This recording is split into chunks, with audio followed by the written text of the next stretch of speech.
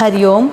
आज छान वाटतंय. मी भाऊसाहेब फिरोदे हायस्कूलमध्ये सरस्वती शारदा पूजन निमित्त श्रावणी शुक्रवारच्या कार्यक्रमामध्ये अध्यक्षीय स्थान स्वीकारलं.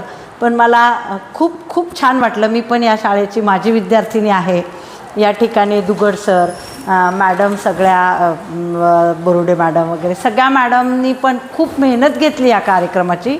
विशेष मला सांगावंसं वाटतं की त्यांनी सगळ्यात पहिली तर आरोग्याचा विचार केला. आज आपण बघतो एवढं व्हायरल सगळं वाढलं आहे, तर प्रिव्हेंटिव्ह काय मुलींना आपल्याला सांगता येईल त्यासाठी त्यांनी योग निसर्गोपचाराचं काहीतरी मार्गदर्शन व्हावं याच्यासाठी निवड केली आणि ती मी थोडक्यात मुलींना सांगण्याचा प्रयत्न केला.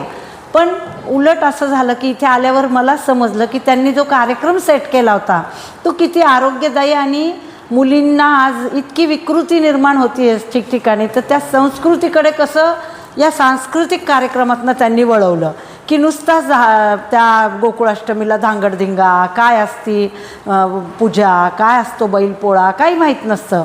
पण या सगळं पूर्ण श्रावणातले सण कव्हरअप होईल असे कार्यक्रम इथे बसवण्यात आले. खूपच कौतुकास्पद ते वाटलं.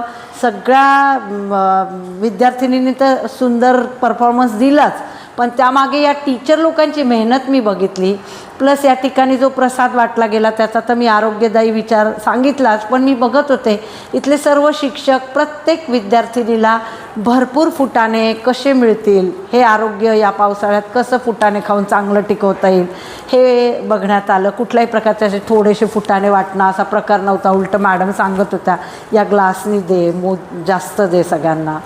तर संस्कृती जपणं आज आपण सगळं बघतो आहे आत्ता काय चाललं आहे बाहेर. आणि फिरोदी हायस्कूलने या कार्यक्रमाच्या माध्यमातून या वयातच या टर्निंग पॉईंट मुलींचा जो टीनेज पॉईंट आहे याच्यामध्ये जर अशा सांस्कृतिक कार्यक्रमाचा समावेश केला आणि असेच उपक्रम वेळोवेळी राबवले तर नक्कीच आपल्या ज्या मुली विकृतीकडे वळत आहेत तिथे काहीतरी नक्की छान परिणाम होईल. शाळेचं तर प्रश्नच नाही. सगळ्याच अँगलनी शाळा आहे सुसंस्कृत.